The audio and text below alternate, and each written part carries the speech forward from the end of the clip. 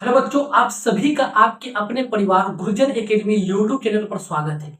और आज के वीडियो में हम लोग एनसीईआरटी एक्सरसाइज 3.3 का जितना भी कॉन्सेप्ट है, हर एक कॉन्सेप्ट को एक बेहतरीन तरीके से पढ़ेंगे ताकि एक्सरसाइज 3.3 का क्वेश्चन बनाने में कोई भी परेशानी नहीं आए। ठीक है, और ये मेरा वादा है कि आपको इतने बेहतरीन तरीके से कॉन्सेप्ट पढ़ा देंगे ना कि आपको कहीं भी कोई दिक्कत नहीं होने वाला है। बस आपका काम क्या है कि वीडियो को पूरा एक अच्छे तरीके से देखना है।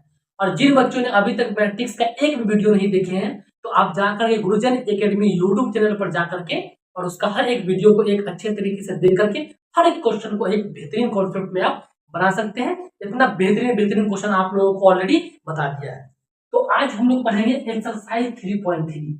एक्सरसाइज 3.3, ठीक है, एक्सरसाइज 3.3 का हर एक कॉन्सेप्ट को। ठीक है, ये सबसे पहला वीडियो है 3 का, एक्सरसाइज 3.3 का। सबसे पहले इसका इंट्रोडक्शन हम लोग देखेंगे, इसमें क्या क्या करना है। ठीक है, इंट्रोडक्शन, इसमें क्या क्या पढ़ना है। तो बच्चों एक बात आप समझ लीजिए कि एक्सरसाइज 3.3 में हर एक क्वेश्चन आपका ट्रांसपोज के बेसिस पर है। ठीक है, किस पर है? ट्रांसपोज पर। तो सबसे पहले ट्रांसपोज का कॉन्सेप्ट पढ़ते हैं कि ट्रांसपोज होता क्या है, किस तरीके से निकालते हैं और कहां कहां उसका कॉन्सेप्ट यूज होता है। ठीक है, चलिए सबसे पहला पॉइंट आप लोग लिखेंगे। सबसे पहला पॉइंट, ट्रांसपोज ऑफ मैट्रिक्स।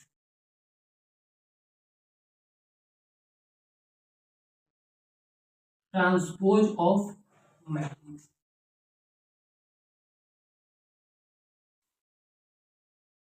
देखिए, और ट्रांसपोज ऑफ मैट्रिक्स होता क्या है कुछ समझना इसमें नहीं है, बहुत छोटा सा कॉन्सेप्ट है। जब रो और कॉलम के एलिमेंट का क्या करते हैं हम लोग, जो रो और कॉलम में एलिमेंट्स गिवन होता है मैट्रिक्स में, उसका हम लोग क्या करते हैं, पोजीशन को इंटरचेंज कर देते हैं। रो और कॉलम की पोजीशन को इंटरचेंज कर देते हैं, वही होता है आपका ट्रांसपोज। कुछ भी हो सकता है, या 2 ऑर्डर 2 के मैट्रिक्स में आपका गिवन हो, या 3 और 3 ऑर्डर मैट्रिक्स गिवन हो, कुछ भी हो, सिर्फ उसका आपको रो और कॉलम का क्या करता है, पोजीशन को इंटरचेंज करना है। ठीक है, तो सबसे पहले इसका डिफिनेशन लिखेंगे, interchanging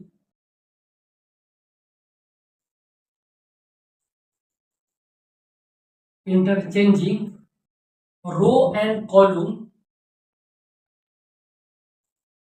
row and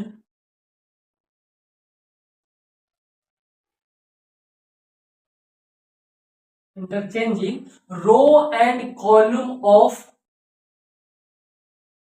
a matrix, of a matrix is called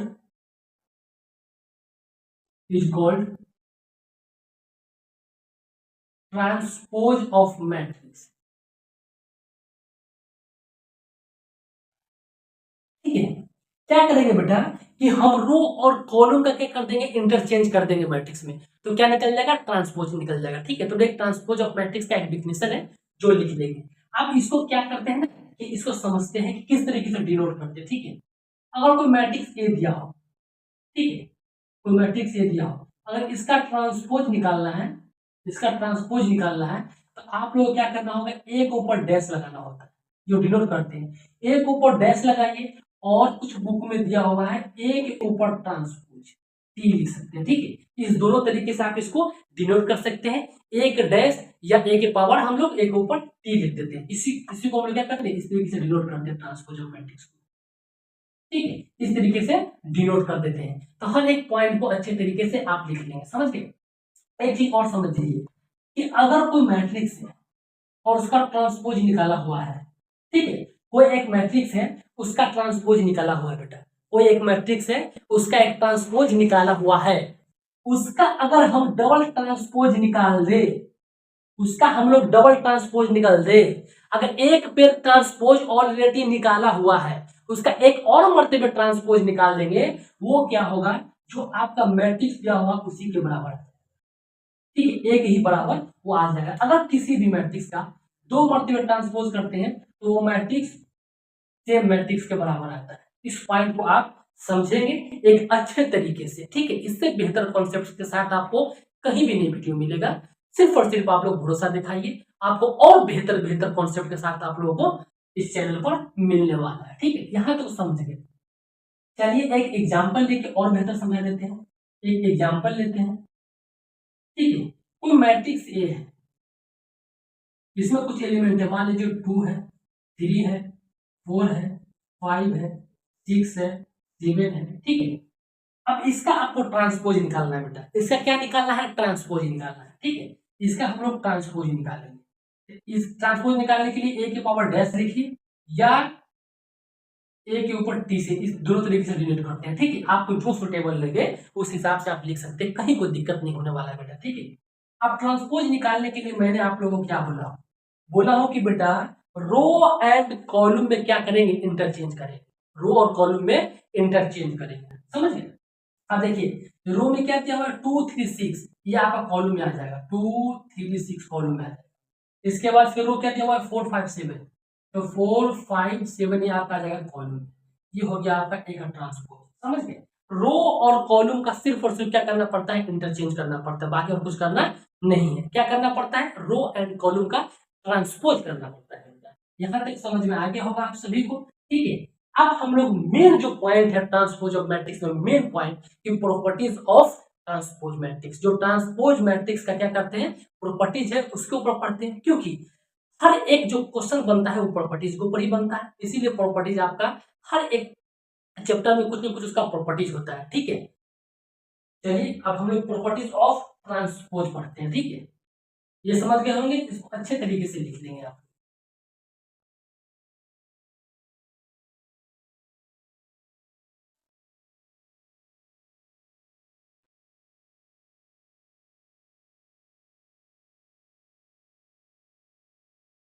क्या पढ़ेंगे? प्रॉपर्टीज।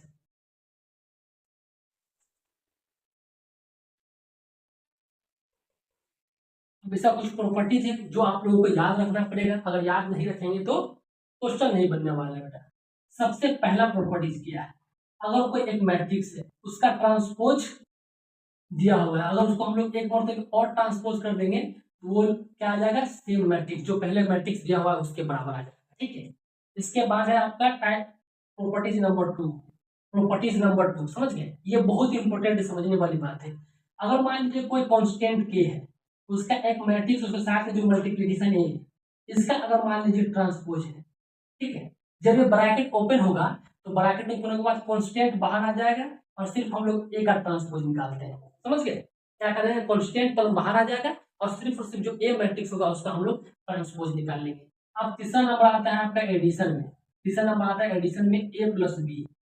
ए प्लस बी अगर इसका ट्रांसपोज निकालना हो तो सिंपल कुछ नहीं करना है, ब्रैकेट ओपन करना है और ए का भी ट्रांसपोज निकालेंगे, फिर प्लस बी का भी ट्रांसपोज निकालेंगे और दोनों को हम लोग क्या कर देंगे? ऐड कर देंगे। ठीक है, ये ब्रैकेट में अगर ऊपर ट्रांसपोज दिया हुआ है तो ब्रैकेट जब ओपन होगा तो ए का भी ट्रांसपोज होगा प्लस बी का भी ट्रांसपोज होगा। ठीक है, प्रॉपर्टीज नंबर 4, ये वेरी वेरी इंपॉर्टेंट प्रॉपर्टीज है। ठीक है, अगर मान लीजिए कोई मल्टीप्लीकेशन ए इंटू बी, इसका अगर ट्रांसपोज दिया हुआ है, जब ब्रैकेट ओपन करेंगे तो समझेंगे। सबसे पहले हम लोग बी का ट्रांसपोज निकालेंगे, फिर मल्टीप्लीकेशन होगा ए का ट्रांसपोज। कुछ लोग बोलेंगे कि सर बी को पहले लिख दिया ए को बाद में लिख दिया, इससे क्या फर्क पड़ने वाला है? बिल्कुल फर्क पड़ने वाला है बेटा। जब आप क्वेश्चन बनाएंगे ना तो वह समझ में आएगा कितना फर्क पड़ रहा है, समझ गए ना? ये हो गया आपका 5 नंबर। ठीक है, अब इसके बाद कुछ पॉइंट है और जो पढ़ने वाला है ताकि क्वेश्चन में आपका इस्तेमाल होता है, जिसको हम लोग बोलते हैं सिमेट्रिक मैट्रिक्स।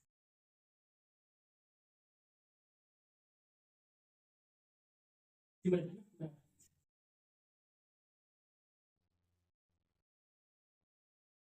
Symmetric matrix. ठीक है, सिमेट्रिक मैट्रिक्स होता क्या है? जब कोई मैट्रिक्स ए है, ठीक है, जब कोई मैट्रिक्स में है, वो मैट्रिक्स इज इक्वल टू आ जाए आपका ए ट्रांसपोज मैट्रिक्स। ठीक है, अगर कोई मैट्रिक्स ए दिया हुआ है, ठीक है, बात को समझिए, कोई मैट्रिक्स ए है, उस ए मैट्रिक्स का इज इक्वल टू जब उसका हम ट्रांसपोज निकाल लेंगे तो वो दोनों सेम आ जाए तो क्या कहलाएगा? सिमेट्रिक मैट्रिक्स कहलाएगा। ये कहलाएगा आपका सिमेट्रिक मैट्रिक्स। ठीक है, जब सिमेट्रिक है तो स्क्यू सिमेट्रिक भी आएगा। स्क्यू सिमेट्रिक मैट्रिक्स क्या होता है? Skew symmetric symmetric matrix. ठीक है, स्क्यू सिमेट्रिक मैट्रिक्स क्या होता है? बेटा बेटा अब इस बात को समझिएगा, क्या समझिएगा? समझना है इसको। ठीक है, कि अगर कोई मैट्रिक्स ए है, वो matrix minus of A transpose के बराबर आ जाना चाहिए। माइनस ऑफ ए ट्रांसपोज के बराबर होगा, वो क्या कहलाएगा आपका skew symmetric matrix. Skew symmetric matrix, symmetric matrix. ठीक है, इतना बात आपको समझना काफी अनिवार्य था। जो एक्सरसाइज 3.3 को बनाने के लिए इससे ज्यादा कुछ जानकारी आपको चाहिए ही नहीं। इतना ही कॉन्सेप्ट के साथ में आप उस क्वेश्चन एक्सरसाइज 3.3 को धुआं धुआं उड़ा सकते हैं, कहीं कोई दिक्कत नहीं होगा। ठीक है, तो चलिए अब हम लोग क्या करते हैं, क्वेश्चन नंबर 1 में जितना क्वेश्चन दिया हुआ हर एक क्वेश्चन को पहले सॉल्व करते हैं। ठीक है, आप लोग इसको बेहतरीन तरीके से नोट डाउन कर लेंगे।